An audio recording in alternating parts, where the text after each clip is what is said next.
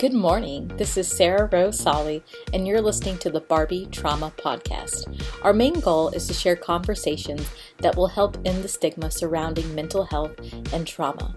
Each episode, I aim to share what I've learned on my own healing journey, and also through starting a nonprofit that serves survivors of physical and sexual violence. Though some of these topics may be heavy, we vow to approach this conversation differently and more authentically than you've ever heard it before. We're here to advocate for women, education, and mental health, while also embracing the art of comedy and powerful healing vibrations of laughter. In other words, we try to not take ourselves too seriously. What are some of the best and worst parts about being in your field and being an advocate for survivors of sexual assault? The best part is, like I said earlier, I continue to heal and grow, and I see lives change. I love to see people impacted. I just love to see it all. I love them to realize the world can be a better place if we work and collaborate together in this fight. The hard part is, like you mentioned earlier, sometimes having to go back into that space and pour of yourself and give of yourself, and be vulnerable and be open and be transparent. Another hard thing is when you seem like you make it 2 steps forward and they kick you 10 steps back, with the justice system, when you still have failures in the justice system, even though you're working so hard to change it. But you can't give up. You got to keep speaking. You got to keep making the noise that we make, because I am evidence that it makes a difference. It took a while, but it makes a difference, and it's worth it. It's worth it. Change does take a long time because some people don't like change. They get stuck in their ways. You know, they're used to doing things a certain way. They're used to covering things up and not being held accountable. But we have the power to say, time out, time's up. We're not doing that anymore. These are lives that we're dealing with. This is people mentality, their sanity that we're dealing with. This is how people progress. You know, many survivors I've encountered told me, Lavinia, this is why I started drugs. This is why I'm promiscuous. This is why I'm an alcoholic. This is why I'm all kind of things, because of people not being held accountable, not just for the crimes, but it's also a crime for you not to due process or your due diligence as our justice system fighting and speaking for victims. You're creating. You know, you want to say these drug addicts and these prostitutes and these alcoholics, you're part of the problem when you don't own up to the solution that you vowed that you would do, protect, and serve, and service us when you took these oaths and things of that nature. So you're part of the problem here. So be accountable. And survivors, you know, your duty now is to use your voice. That's all you have to do is use your voice, you know, and be who you are. You don't have to be strong. You don't have to be articulate. You don't have to worry about, I don't have a doctorate degree. I never finished college. I never finished high school. You are who you are supposed to be, and use that voice. That voice is powerful in whatever capacity you have. As a survivor, we need your voice, and use it. What did you dream about doing as a child? Did you ever think you'd have a law passed in your name? Ever? No, ma'am. This was not even, Sarah, if I can tell you, even talking about this still freaks me out sometimes that I Is do this this. still surreal? Yeah, I'm like, no way, no way. Because I didn't talk about it growing up. Our families didn't talk about it. Yeah. And so it was like, be quiet. I didn't know how to heal. I didn't know how to address this. So to be in this space now, it's like, wow. And to be here now and know that I can really enjoy and love life beyond trauma, and then talk about it, and then change laws, change lives. This is pretty amazing. This is pretty awesome. And I love it because I never found, my dream was to become a civil rights attorney.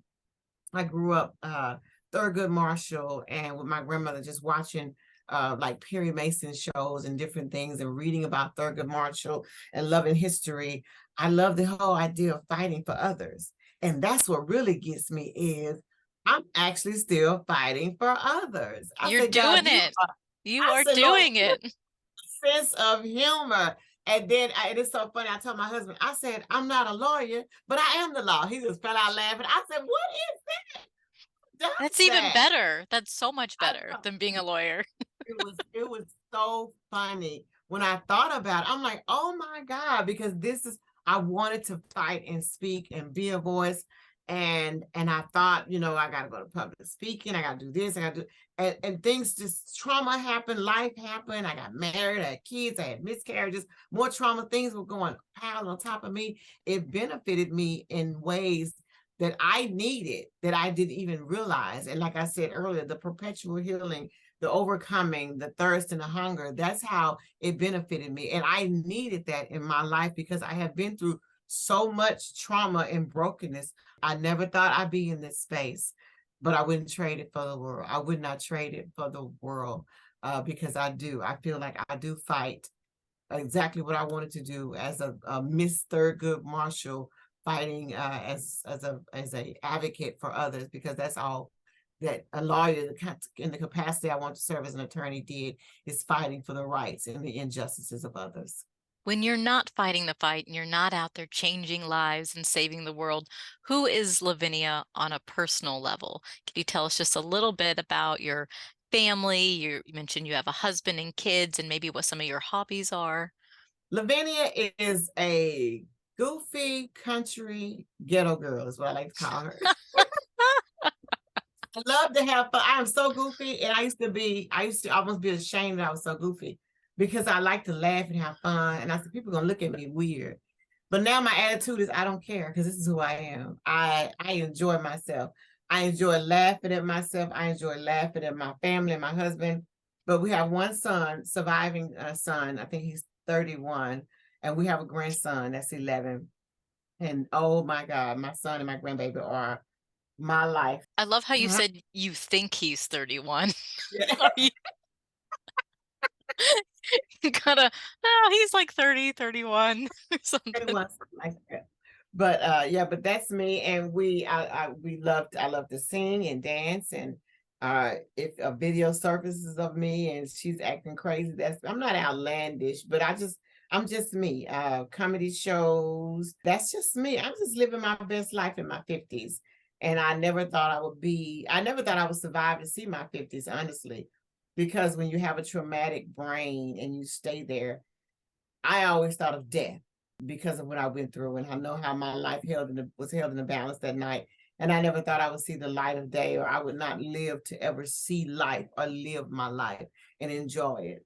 And now that I'm here, I'm not turning back. And it's so funny. A lot of people thought I was bougie or stuck up. And that kills me. I'm like, why? When I've been through what I've been through, and I'm still the same way. I always check people out first. And so I watch you and I watch your energy and I try to get a feel of you and things of that nature. And then my husband, he used to pastor growing up in church. So I'm used to dressing up all the time and looking a certain way, and I like it. I always like to be, I call it classy.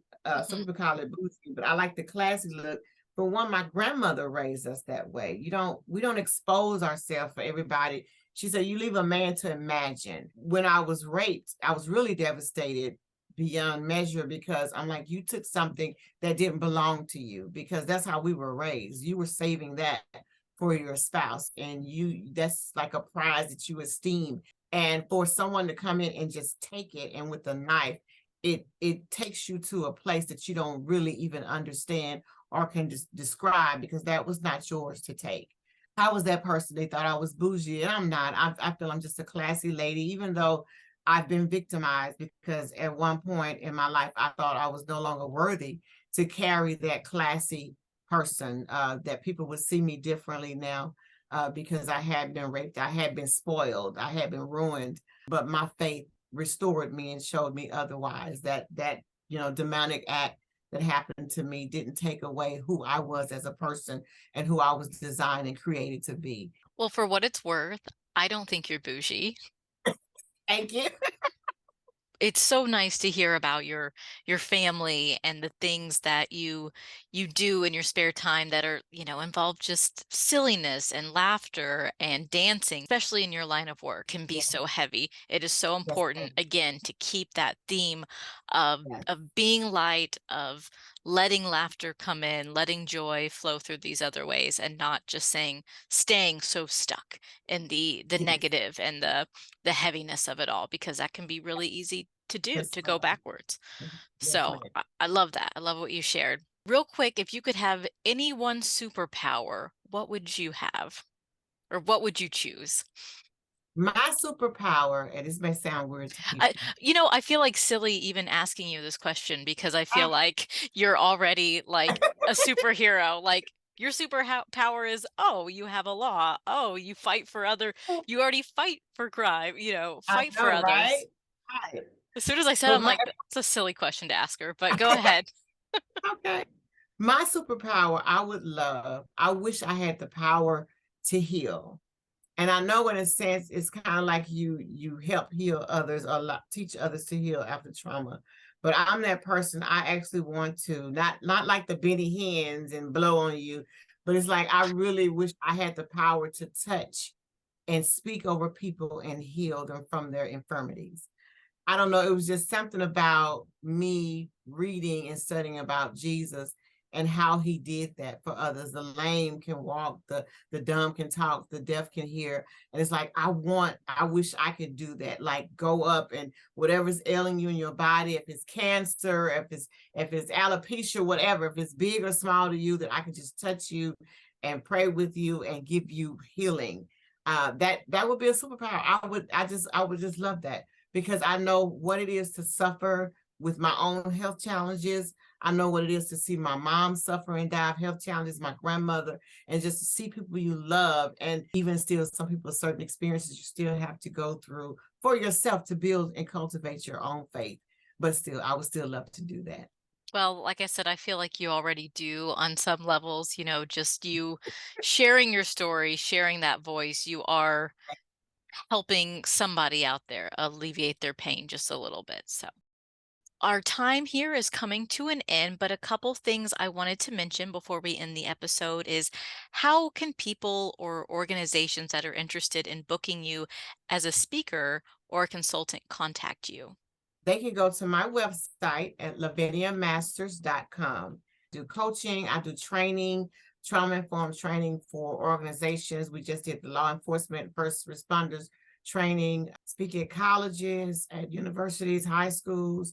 I had the pleasure of Plano East last year, awareness about sexual violence, what it is, being careful with sex trafficking.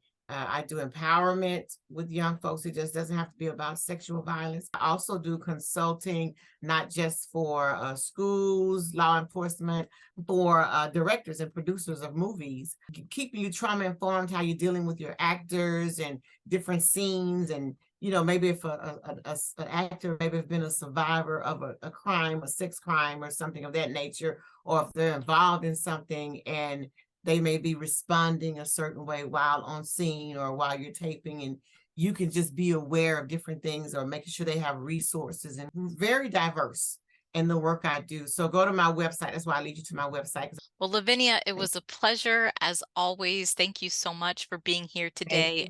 Thank you And for having me. yes, thank you for sharing your story and for all the incredible work, truly life-changing work you are doing for women throughout Texas. We thank you so much. Thank you. Have a wonderful day. Bye, everyone. Be blessed. This podcast is something that we do for fun. It is not directly associated to my day job, which is founder and executive director of the nonprofit The Usual Art Specs. However, if you would like to donate to our nonprofit, all funds go directly towards providing art therapy and other resources for female survivors of sexual trauma and domestic violence. We greatly appreciate your consideration and support. To donate, please go to www.theusualartspecs.com. You can also find us on Facebook as The Usual Art Specs and Instagram as The Usual Art Specs DFW. Our podcast also has its own Instagram account. To stay up to date on new episodes, follow us at Trauma Barbie Podcast. Bye, Barbie.